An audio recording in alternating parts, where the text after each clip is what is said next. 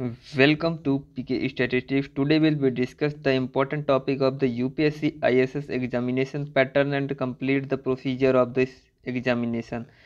And the IM published in the most important topic of the UPSC यानी Union Public Service Commission notification number 7/2025. This recruitment is only for the IES and ISS Indian Economic Services and Indian Statistical Service. Notification published on today 12 of February 2025. Then will be the continue of the video. The candidate to ensure the eligibility of the examination. All candidate male, female and transgender candidate have applied. Male issue of the admission of the candidate to the bill will not imply that her candidate has been finally clear to the commission.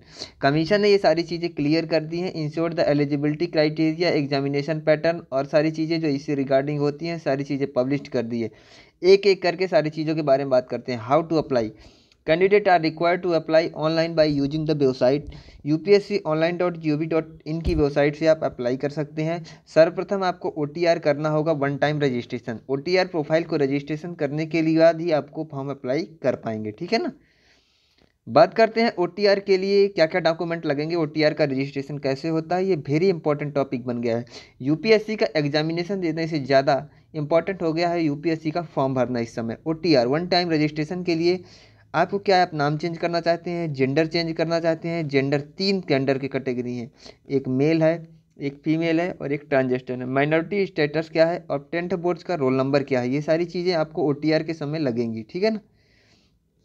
इसके बाद करते हैं name. वही आपको fill करना है जो 10th class यानी कि 10th क्लास के जो फॉर्म में है, जो मार्कशीट में है आपका, वही फॉर्म पर करें. डेट ऑफ बर्थ भी वही फिल करें जो कि आपके आधार कार्ड और 10th के मार्कशीट में. फादर का नेम भी आपकी ओरिजिनल डॉक्यूमेंट में होना चाहिए. मदर नेम, मोबाइल नंबर और एक आपको ईमेल आईडी. ये 6 चीज़ें आपको, 6 डॉक्यूमेंट्स आपको कैरी करने हैं. ठीक है ना. इसकी बात करते हैं मैट्रिकुलेशन सर्टिफिकेट, वही 10th का सर्टिफिकेट आपको होना चाहिए. इसके अलावा एक आधार कार्ड. 3 डॉक्यूमेंट रिक्वायर्ड किए गए हैं. एक आधार कार्ड है, दूसरे डॉक्यूमेंट के तहत आप यूज कर सकते हैं पैन कार्ड और तीसरा डॉक्यूमेंट फिर से आप पासपोर्ट या कि ड्राइविंग लाइसेंस कुछ भी यूज कर सकते हैं. ठीक है ना. रिसेंट पासपोर्ट साइज फोटोग्राफ होना चाहिए. फोटोग्राफ के बारे में ये बोला है कि 10 डेज प्रियोर होना चाहिए, मतलब आपको करंट में भी फ़ोटो खिंचवानी पड़ेगी. प्रिस्क्राइब्ड फॉर्मेट में होना चाहिए सारी चीज़ें. अब बात करते हैं मॉडिफिकेशन एप्लीकेशन फॉर्म. एप्लीकेशन को आप 5 मार्च से लेके जो है तो 11 मार्च तक मॉडिफाई कर सकते हैं. इसका जो है तो सिर्फ यही ऑब्लिक है. ठीक है ना. इसके बाद करते हैं विड्रॉ ऑफ एप्लीकेशन. एप्लीकेशन एक बार अप्लाई करने के बाद आप एप्लीकेशन को वापस नहीं ले सकते, यानी एप्लीकेशन को विड्रॉ करने की कोई वो नहीं है. EPIC कैंडिडेट है full the आइडर photo ID card, Aadhaar card, voter card, EVI, pan card, ये सारी डॉक्यूमेंट के आपके रूप में लिख सकते हैं. ठीक है ना. इसके बाद करते हैं द ऑनलाइन एप्लीकेशन है फिन. जो ऑनलाइन एप्लीकेशन फॉर्म भरे जाएंगे वो भरे जाएंगे आपके, देखिए बात करते हैं 4 मार्च से लेके 25 मार्च तक. ठीक है ना. 6 बजे तक आपके फिल होंगे. The eligible candidate should be admission certificate to be last working day of the पीआईडा http://upsc.online.gov.in. Special instruction candidate are advise to read carefully special induction of the appendix 3. ठीक है ना. आपको इंडक्शन पढ़ने हैं. ऑब्जेक्टिव टाइप टेस्ट होगा और descriptive type भी टेस्ट होगा. इसके सारे बारे में जानकारी दी हुई है, आगे बात करेंगे. Instruction in respect of the uploading photograph.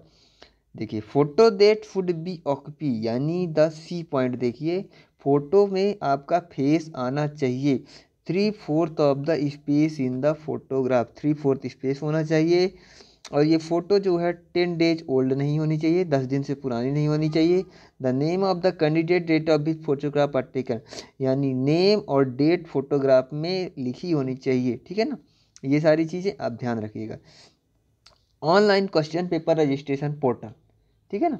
Online registration question paper में आप old 7 week the commission and introduce the time of the 7 day as a week for the next day of the examination.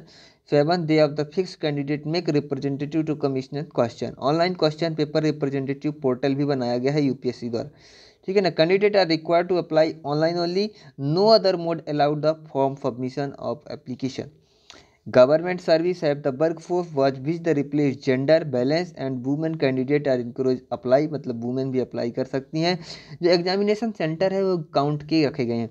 Ahmedabad, Bengaluru, Bhopal, Chandigarh. Bhopal MP में आता है, बेंगलुरु कर्नाटका के आता है, Ahmedabad, Chandigarh Chandigarh union territory है। चेन्नई तमिलनाडु में। कटक दिल्ली, दिल्ली कैपिटल है। NCT national capital Delhi. Dispur Hyderabad. Jaipur Rajasthan में आता है। जम्मू जम्मू कश्मीर में। कोलकाता वेस्ट बंगाल में। लखनऊ उत्तर प्रदेश का सेंटर है। मुंबई मुंबई महाराष्ट्र का सेंटर है। पटना बिहार का सेंटर है। प्रयागराज जिसे कि पहले इलाहाबाद के नाम से जाना जाता है, ये यूपी का सेंटर है। शिलोंग, शिमला और तिरुवनंतपुरम ये सारे एग्जामिनेशन सेंटर है। आप यहाँ जाके फॉर्म अप्लाई कर सकते हैं, यहाँ जाना नहीं है फॉर्म अप्लाई करने के लिए, यहाँ फॉर्म अप्लाई हो रहे हैं, ठीक है ना। अब बात करते हैं इसमें 2 वैकेंसियाँ थी। इंडियन इकोनॉमिक सर्विस में 12 वैकेंसी और इंडियन स्टैटिस्टिकल सर्विसेज में जो है 35 वैकेंसी है। ये vacancy good number of vacancy statics वाले स्टूडेंट के लिए कही जाती है। The Indian statistical service out of 35 vacancy 4 vacancy including 3 backlog vacancy, 3 vacancy पिछले बार की बची थी जो कि बैकलॉग कैटेगरी की है, ठीक है ना, मतलब एक 3 वैकेंसी में आई। नेशनलिटी कौन एलिजिबल है एग्जामिनेशन के लिए, कौन कौन स्टूडेंट एलिजिबल है। स्टूडेंट एलिजिबिलिटी के लिए वो इंडिया का सिटीजन हो चाहिए, नेपाल का भी हो सकता है, भूटान का हो सकता है, ठीक है ना। ये तीनों चीज़ों के लिए अप्लाई कर सकते हैं। एज लिमिट जो है तो 21 से 30 साल रखी गई है, 30 year old. The age between 2 August 1995 to and later than 1 August 2004, ठीक है ना। The upper limit prescribe, upper limit में ये आप रिलैक्सेशन देख सकते हैं। अगर आप कैटेगरी के हैं तो आपको एज में रिलैक्सेशन मिलेगा, आप अपने रिलैक्सेशन का फ़ायदा उठा सकते हैं। इसके बाद बात करते हैं फीस के बारे में। फीस आपको 200 रुपये पे करनी है, जो कि डेबिट कार्ड क्रेडिट कार्ड के माध्यम से जमा कर सकते हैं। ये फीस आप 3 मार्च तक 11:59 तक पे only cash mode received deactive SBI branch, ये SBI branch most important this topic, SBI branch के कलेक्ट के माध्यम से, और 6 बजे तक 4 मार्च तक जमा कर सकते हैं, ठीक है ना। ये सारी बातें कर लेते हैं। Modification in the application form, application में 5 मार्च से लेके 11 मार्च तक आप मॉडिफिकेशन कर सकते हैं। OTR में भी मॉडिफिकेशन कर सकते हैं, ये OTR की ही बात बताई गई है।